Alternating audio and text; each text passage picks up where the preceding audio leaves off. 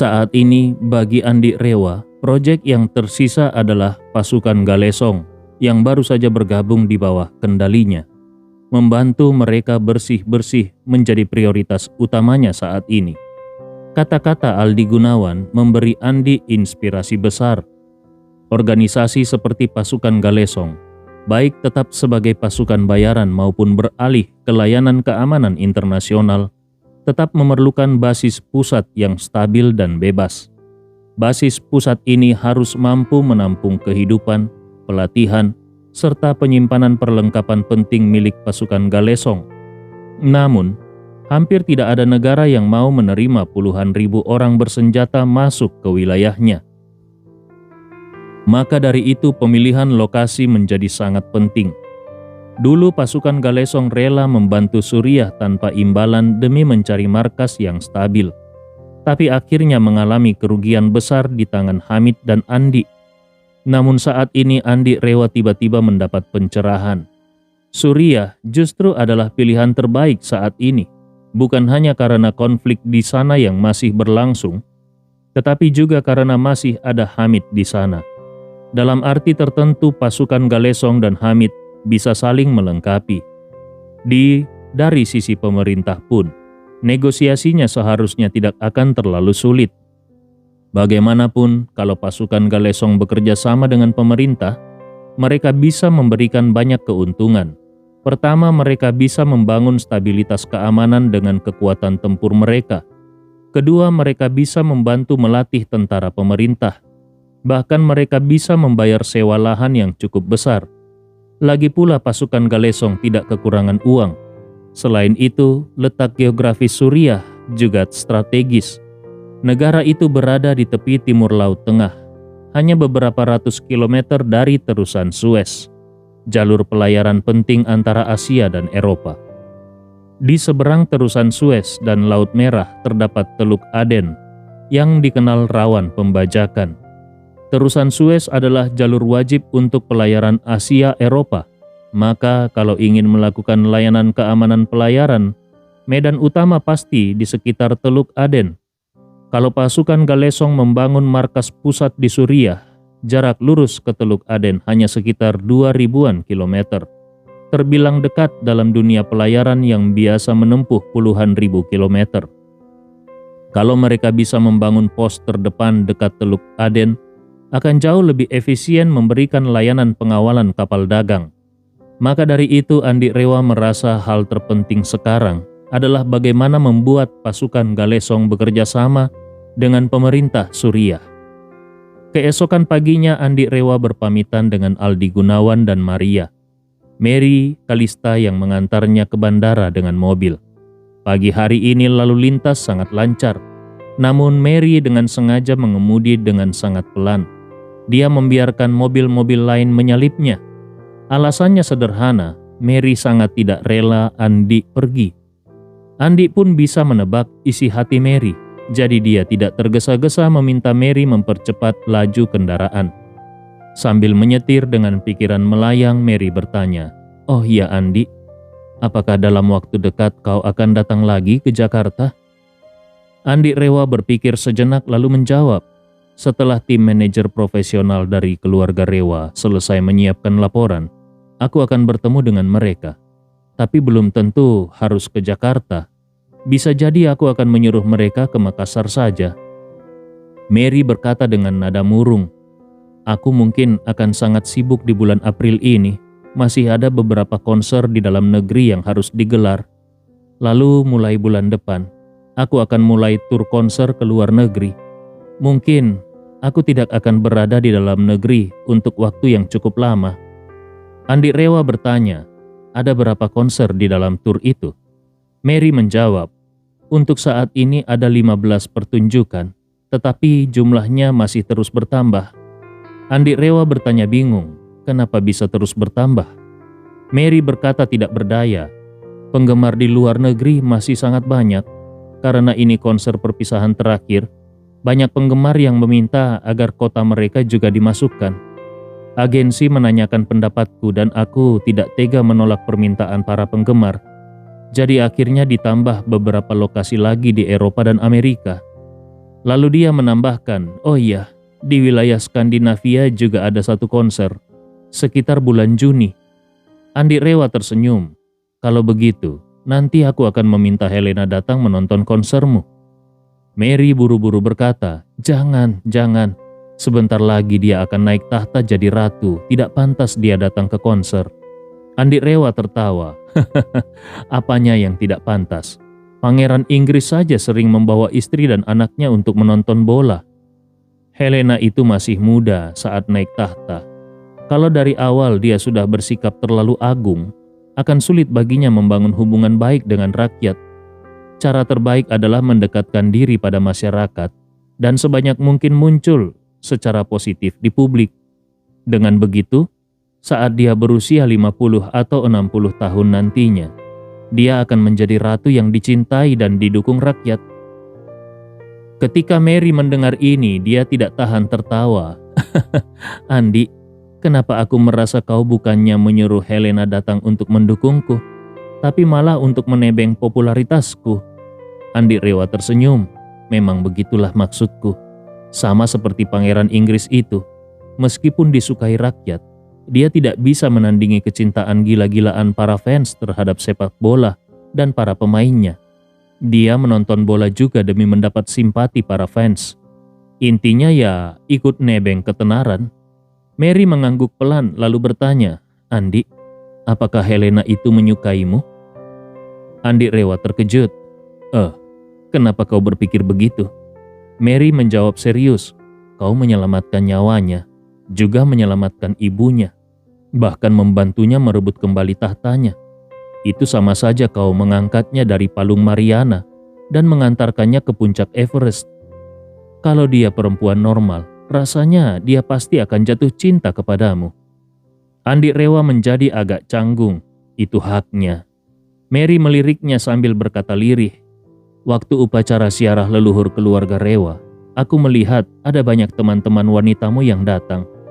Andi Rewa buru-buru berkata, mereka semua teman biasa. Mary menunjukkan ekspresi aku tidak percaya, lalu berkata, aku tegaskan dulu, aku bukan cemburu. Siapapun yang nanti menjadi pasanganmu kalau masih gampang cemburu, akhirnya pasti akan mati karena asam lambung. Andi Rewa langsung keringat dingin. Dia buru-buru mengalihkan topik. Oh ya Mary, kapan tur luar negerimu dimulai? Melihat Andi Rewa mengalihkan pembicaraan, Mary pun tidak meneruskan pembicaraan tadi, lalu menjawab, awal bulan depan, mulai dari Kanada dulu. Ada konser di Vancouver, Montreal, Toronto, dan Ottawa.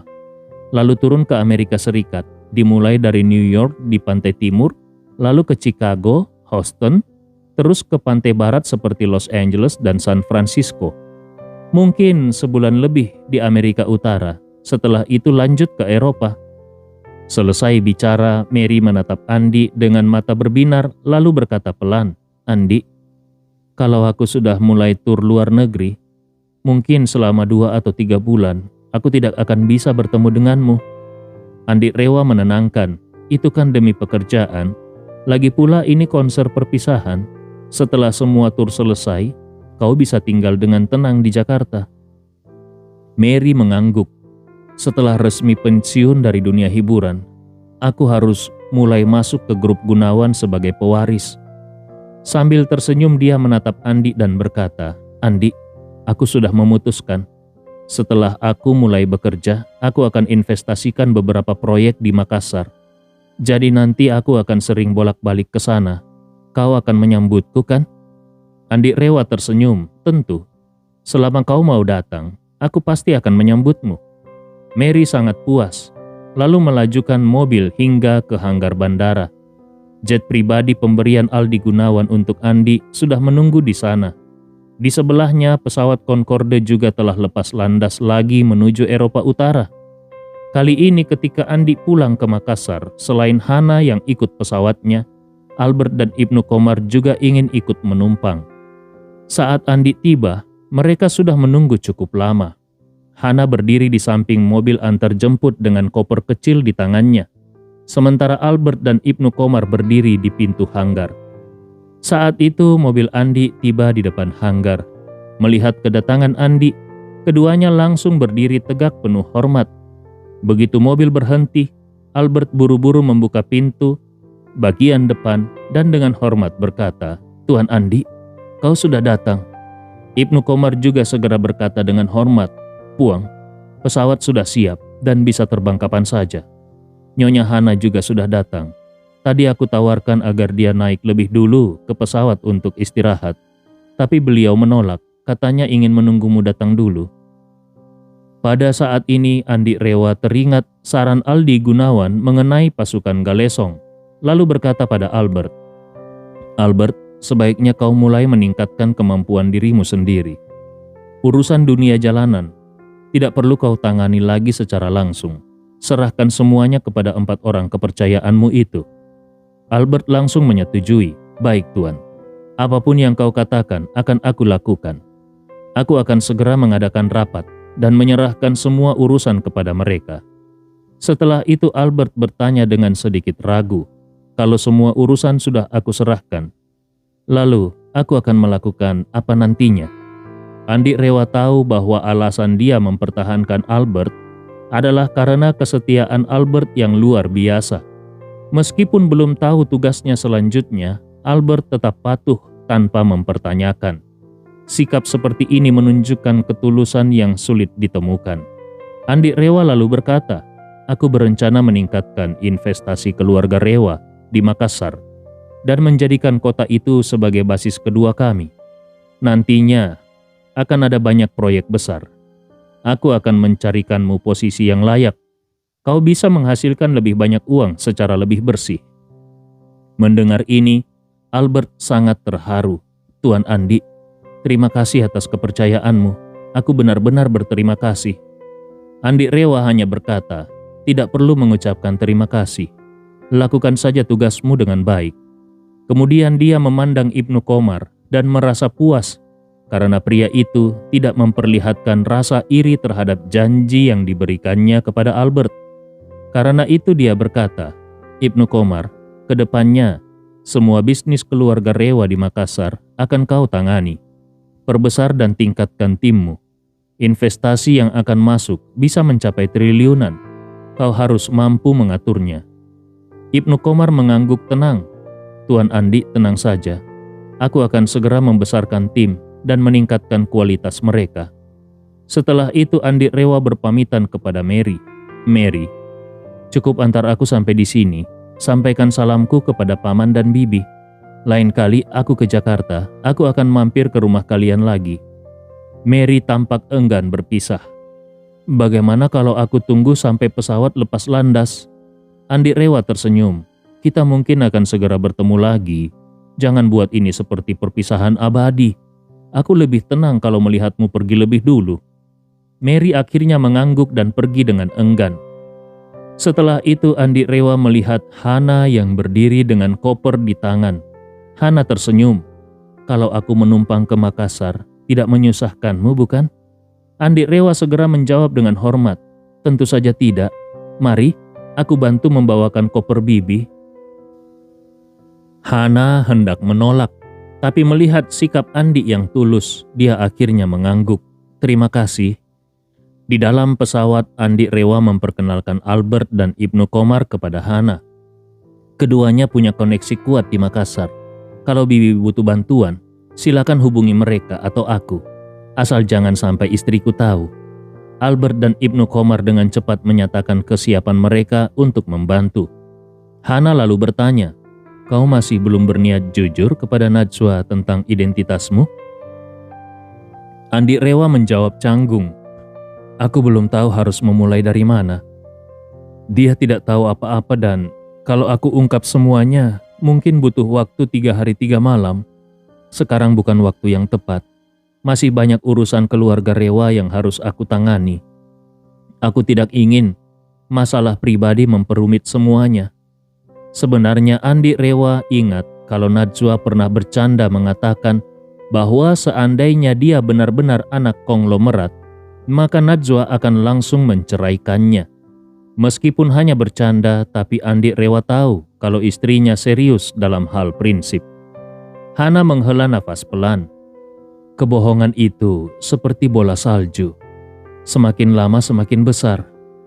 Kalau dulu kau jujur dari awal, mungkin dia bisa menerimanya dengan lebih mudah. Andi Rewa mengangguk. Sebelum keluarga Rewa mencariku, aku tidak pernah berbicara kepada siapapun tentang latar belakangku. Setelah mereka muncul, aku merasa kematian orang tuaku masih menyimpan misteri. Mungkin masih ada bahaya tersembunyi. Aku bahkan tidak tahu siapa yang membunuh mereka. Aku tidak tahu apakah aku bisa membalas dendam. Jadi, kalau bisa terus menyembunyikannya dari Najwa, rasanya akan lebih mudah bagiku. Mendengar itu, wajah Hana menjadi suram. Dia berkata dengan serius, "Andi, kau harus membalas kematian orang tuamu. Kalau ada yang bisa aku bantu, katakan saja. Aku pasti akan melakukan yang terbaik." Penerbangan dari Jakarta ke Makassar hanya memakan waktu sekitar 2 jam. Saat pesawat mendarat di Makassar, waktu baru menunjukkan pukul 10 pagi. Karena mengetahui kalau Najwa pasti tidak berada di rumah, Andi pun tidak langsung pulang. Dia menyuruh anak buah Ibnu Komar untuk mengantarkan Hana ke rumah lama tempat orang tua Andi pernah tinggal. Sementara itu, dia sendiri pergi ke Hotel JX Marion bersama Ibnu Komar dan Albert. Hari ini suasana di Hotel JX Marion tampak jauh lebih sepi dibandingkan biasanya. Sangat berbeda dari keramaian yang biasa terlihat di Hotel Bintang 5 ini. Setibanya di kantor Ibnu Komar, Andi duduk dan bertanya, "Kenapa hari ini Hotel JX Marion tidak seramai biasanya? Sepanjang aku kesini, ini yang paling sepi." Ibnu Komar menjawab dengan nada pasrah, "Aku sudah mendengar dari anak buah, bukan cuma hari ini. Selama beberapa hari ini bisnis Hotel JX Marion menurun tajam. Banyak perusahaan yang sebelumnya menjadikan hotel kita sebagai tempat jamuan bisnis tetap, kini menghentikan kerjasama." Dia melanjutkan, "Setelah pasukan Galesong mengumumkan akan datang ke pemakaman keluarga Rewa, rumor menyebar kalau keluarga Rewa sudah dikalahkan. Kami sengaja menyebarkan kabar bahwa keluarga Rewa menyerah untuk melindungi rencana besarmu. Tapi publik menganggap keluarga Rewa sudah kalah, jadi mereka memutuskan kerjasama. Hotel seperti kita bergantung pada kerjasama bisnis lebih dari 50%. Agen perjalanan dan perusahaan dengan kebutuhan rapat atau jamuan adalah pelanggan utama. Turis individu yang selalu menginap di Hotel Bintang 5 tidak banyak jumlahnya. Sekarang banyak perusahaan memutuskan kontrak, jadi penurunan jumlah tamu sangat terasa." Andi Rewa mendengarnya dan tertawa. Perusahaan-perusahaan itu sungguh realistis. Kontrak kerjasama kecil saja bisa mereka batalkan. Etika bisnis mereka benar-benar buruk. Ibnu Komar berkata, "Sebenarnya dulu banyak perusahaan di Makassar yang mendekat karena ingin membina hubungan baik. Jadi mereka menandatangani kerjasama, tapi harga kita tinggi. Kalau mereka pakai hotel bisnis biasa, mungkin hanya habis 200 juta setahun. Tapi kalau di sini bisa sampai 600 atau 700 juta. Sekarang mereka berpikir keluarga Rewa sudah lemah. Mereka pun merasa tidak perlu mengeluarkan uang sebanyak itu." Andi Rewa mengangguk dan berkata datar, "Kalau begitu, keluarkan saja separuh kamar dari penjualan. Mulai sekarang hentikan penjualan semua kamar di gedung eksekutif. Aku memiliki rencana lain untuk gedung itu." Ibnu Komar langsung menyetujui, "Baik, Puang. Aku akan memberitahu manajemen untuk segera menarik semua kamar itu dari semua platform." Andi Rewa mengangguk. "Nanti setelah Wan Pojun datang, biarkan orang-orang pasukan Galesong tinggal di sana. Sisakan 1 suite untuk Riani dan 20 kamar lainnya untuk menjamu para manajer profesional keluarga Rewa yang akan datang ke Makassar untuk memberikan laporan." Ibnu Komar menjawab, "Siap, Puang. Aku juga akan mengganti semua staf gedung eksekutif dengan orang-orang kepercayaanku dan memperkuat pengamanan." Andi Rewa menambahkan, "Saat Wan Pojun datang, aku akan memintanya mengirim 1 jenderal bintang 5 dan 30 prajurit terlatih. Mereka akan membentuk tim keamanan yang tangguh di Makassar di bawah perintahmu. Anak buahmu sekarang memang setia, tapi kekuatan tempur mereka masih kurang." Ibnu Komar menjawab, "Aku mengerti, Puang. Aku juga akan memanfaatkan kesempatan ini agar mereka membantu kami melatih lebih banyak orang." Tiba-tiba terdengar ketukan di pintu, disusul suara wanita muda. "Tuan Ibnu Komar, Tuan Hamzah dan Tuan Seke Harun ingin menemuimu." Ibnu Komar terlihat terkejut. "Hamzah dan Seke Harun? Kenapa mereka datang sekarang?" Lalu dia menoleh kepada Andi. "Puang, apakah kau ingin menemui mereka?" Andi Rewa menjawab santai sambil tersenyum. "Tentu saja, kalau mereka sudah datang, apa iya kita harus menghindar?" Ibnu Komar segera berkata kepada sekretarisnya, "Silakan bawa mereka masuk." Tidak lama kemudian Hamzah dan Seke Harun pun masuk. Mereka tampak terkejut saat melihat Andi Rewa dan Albert sudah duduk di sofa. Hamzah bertanya, "Tuan Andi, kau juga di sini?" Andi Rewa tersenyum. "Kudengar Tuan Ibnu Komar baru saja pulang dari menyelesaikan urusan besar, jadi aku datang mengunjunginya." Keduanya mengangguk paham. Mereka memang datang karena mendengar kabar bahwa keluarga Rewa sedang bermasalah dan Ibnu Komar baru kembali dari Jakarta. Saat mereka tahu Ibnu Komar kembali ke Hotel JX Marion, mereka pun segera datang. Melihat kondisi hotel yang sepi, mereka langsung menyadari situasinya. Seke Harun kemudian berkata, "Tuan Ibnu Komar, kami kesini karena ingin memperkuat kerjasama dengan hotelmu. Aku baru membuka 2 perumahan di pinggiran kota dan ternyata penjualannya bagus. Jadi aku ingin mengadakan acara penghargaan bagi para pembeli. Aku ingin mengadakan jamuan makan, pertunjukan, undian, dan sebagainya. Tolong simpankan aula terbesar di hotel ini untukku." Hamzah juga tertawa. "Berkat Tuan Andi, tahun ini suplai obat kami mencetak rekor. Tahun ini aku ingin membuat pameran obat herbal di Makassar. Aku akan mengundang semua pemasok besar di mana nantinya mereka akan membawa sampel dan tawaran harga. Kalau cocok, akan langsung aku kontrak. Kalau tidak cocok, aku akan menanggung biaya perjalanan dan akomodasi mereka. Tapi untuk akomodasi dan logistik, aku mohon bantuanmu, Tuan Ibnu Komar." Melihat sikap mereka berdua yang tulus, Andi Rewa merasa terkesan. Di saat orang lain menjauhi Hotel JX Marion, mereka justru datang membawa bisnis. Andi Rewa tersenyum dan berkata, "Kalau semua ikut meramaikan, aku juga mau ikut. Ibnu Komar, siapkan 2 hari untukku di aula utama. Aku mau mengadakan acara lelang." Ibnu Komar bertanya, "Tuan Andi, kau ingin melelang apa?" Andi Rewa tertawa, "Nanti aku akan berbicara dengan Fania dan memintanya membawa beberapa barang antik dari museum milik keluarga Wirawan. Kalau dari aku sendiri, mungkin hanya jamu regenerasi yang bisa dilelang. Sisanya mungkin hanya jimat pelindung yang bisa kubuat. Siapa tahu ada yang mau membelinya meskipun jadi korban." Begitu mendengar kalau Andi akan melelang jamu regenerasi, semua orang yang hadir langsung terkejut. Ibnu Komar secara refleks berkata, "Tuan, saat kau melelang jamu regenerasi di keluarga Wirawan terakhir kali, harganya mencapai 2 miliar. Padahal itu dilakukan secara spontan dan para konglomerat besar bahkan belum mengetahuinya. Karena itulah Tuan Ahmad Saidi bisa mendapatkannya hanya dengan harga 2 miliar. Dia melanjutkan, "Kalau sekarang diadakan lelang resmi dengan promosi yang matang dan mengundang para konglomerat sejati, bahkan harga 5 miliar pun bukan hal yang mustahil."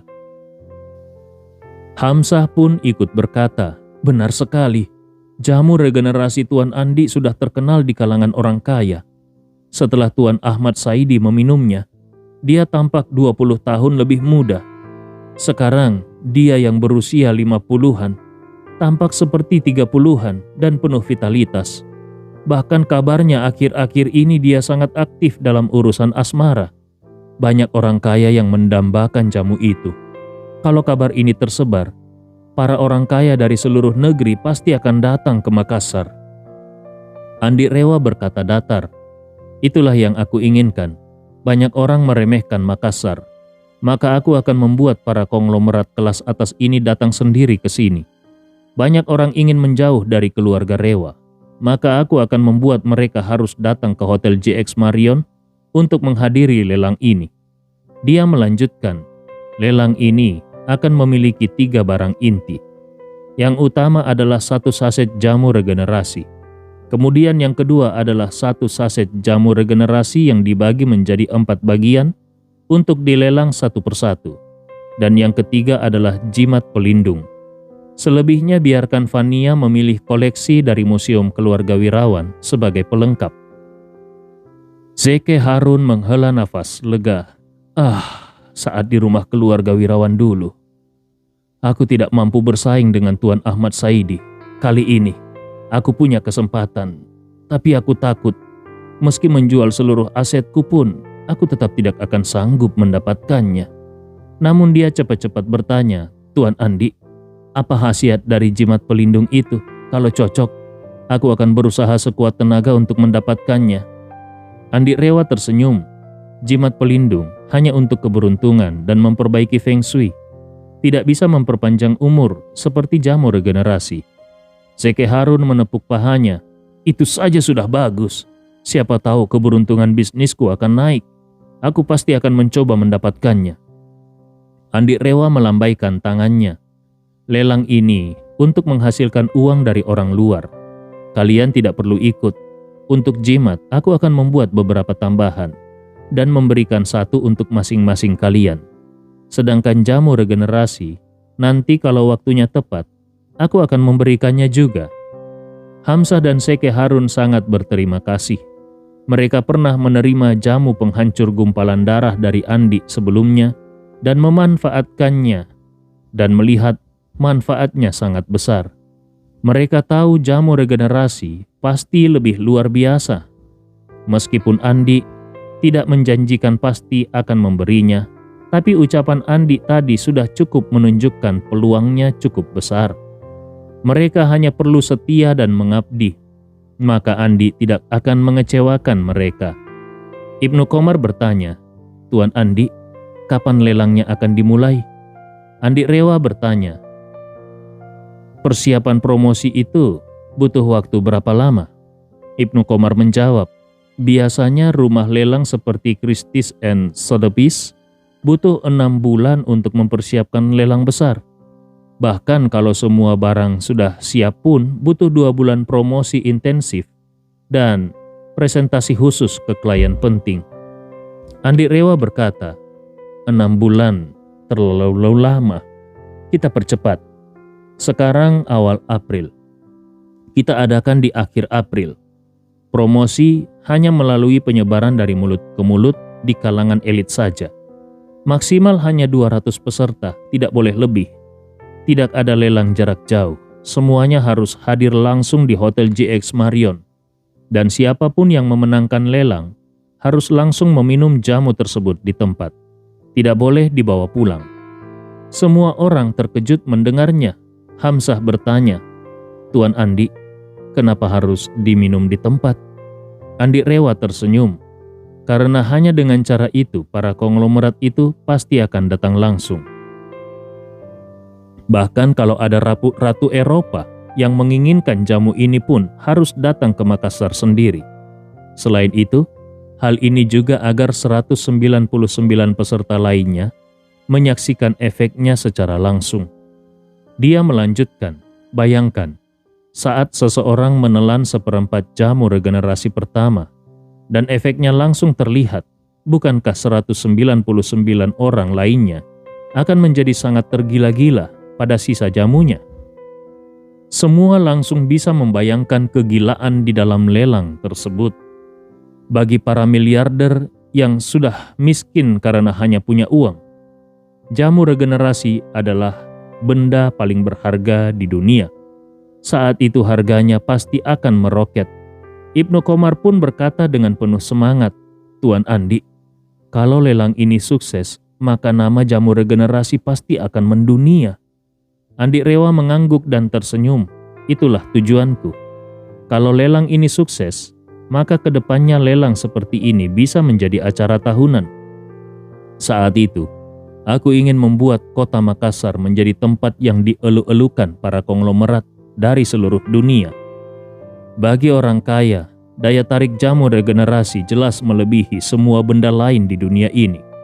Namun selama ini, Andi belum pernah menganggap jamu regenerasi sebagai barang dagangan. Satu-satunya momen dia melelangnya adalah ketika Cliff Hartanto terlalu sombong di pesta ulang tahun Vania. Andi hanya mengeluarkan 1 saset untuk mempermalukannya. Sisanya jamu regenerasi selalu diberikan sebagai hadiah kepada kerabat dan sahabat. Tapi kini, pola pikir Andi sudah berubah. Dulu dia tidak terlalu peduli pada uang dan tidak pernah memikirkan seberapa banyak yang ingin dia hasilkan atau sejauh mana ingin dia capai. Sekarang sebagai kepala keluarga Rewa, dia bersumpah untuk membesarkan keluarga tersebut. Maka dia harus mempertimbangkan bagaimana memaksimalkan semua sumber dayanya untuk menghasilkan keuntungan dan pengaruh. Kebetulan, dia sudah lama berakar di Makassar dan ingin menjadikan kota itu sebagai markas kedua bagi keluarga Rewa. Maka dari itu, lewat jamu regenerasi dan pelelangan, dia bisa memperoleh kekayaan sekaligus meningkatkan citra kota Makassar. Ini benar-benar strategi 2 sisi yang menguntungkan. Saat ini Ibnu Qomar bertanya dengan hormat, "Tuan Andi, bagaimana kita akan mengatur 200 tempat untuk pelelangan nantinya?" Andi Rewa tersenyum. "Carilah tim teknis, buatkan aplikasi resmi. Nantinya pendaftaran peserta dilakukan lewat aplikasi itu." Ibnu Qomar bertanya kembali, "Kalau yang mendaftar terlalu banyak, bagaimana cara memilihnya? Apakah kita akan memakai sistem siapa cepat dia dapat?" Andi Rewa menggeleng. Aturan siapa cepat dia dapat terlalu adil dan tidak cocok untuk bisnis seperti ini. Kita membuka bisnis, tentu semuanya harus berdasarkan uang. Ibnu Qomar kebingungan, bagaimana maksudnya? Andi Rewa menjelaskan, aplikasi ini secara teori bisa diunduh siapa saja. Tapi untuk mendaftar ada 2 syarat. Pertama, peserta harus lulus pemeriksaan aset. Hanya yang memiliki kekayaan lebih dari 10 miliar yang bisa ikut. Begitu mendengar ini, semua orang tercengang. Tiket masuknya 10 miliar, bahkan klub elit paling mahal di negeri ini pun hanya mensyaratkan 1 miliar. Namun Andi belum selesai, dia melanjutkan. Kedua, dari semua yang lolos verifikasi, hanya akan dipilih 200 orang terkaya berdasarkan nilai kekayaan tertinggi. Yang paling kaya ada di urusan teratas, berada di urutan paling atas. Yang kurang kaya tidak bisa ikut. Jadi tidak ada sistem antrian atau siapa cepat. Semuanya murni berdasarkan kekuatan finansial. Siapa paling kaya dialah yang masuk. Yang tidak cukup kaya, maaf saja, tidak kami undang. Semua langsung terpana. Ibnu Qomar secara refleks berkata, "Tuan Andi, bahkan di seluruh negeri pun belum tentu ada 200 orang yang hartanya lebih dari 10 miliar. Andi Rewa tersenyum. "Siapa bilang hanya terbatas pada orang dalam negeri? Aku akan mempromosikan ke luar negeri. Percayalah, para miliarder asing pasti akan berbondong-bondong datang ke sini." Di dalam pikirannya, Andi Rewa sudah punya 2 kandidat untuk mempromosikan pelelangan ini. Pertama adalah Master Feng Shui tua James Chandra. Di kalangan WNI di Amerika dia sangat dihormati. Di sana banyak orang yang penasaran bagaimana dia bisa tampak 20 tahun lebih muda. Kalau James Chandra mengatakan bahwa itu karena jamu regenerasi, para konglomerat Amerika bisa saja langsung terbang ke Makassar malam itu juga. Yang kedua adalah ratu dari Eropa Utara yang baru saja diselamatkan oleh Andi. Dia masih menantikan jamu regenerasi dari Andi. Besok adalah upacara penobatan Helena. Saat itu, bangsawan Eropa dan para konglomerat akan hadir. Kalau sang ratu menyampaikan sendiri bahwa dia awet muda karena jamu itu, maka jamu regenerasi akan langsung menjadi buah bibir di kalangan elit Eropa. Saat itu tiba, Makassar mungkin akan menjadi pusat perhatian miliarder dunia. Andi Rewa lalu berkata, "Ibnu Komar, sekarang banyak yang ingin menjauh dari Hotel JX Marion, bukan? Maka umumkan saja bahwa semua peserta pelelangan wajib menginap di Hotel JX Marion. Naikkan harga hotelmu 100 kali lipat. Kamar yang dulu semalam 1 juta, naikkan menjadi 100 juta. Agar orang-orang yang dulu meremehkan bisa melihat bagaimana para konglomerat dunia berebut kamar di hotelmu." Ibnu Komar sangat bersemangat. "Wah, itu luar biasa. Dalam 2 atau 3 hari bisa mencapai omset setahun."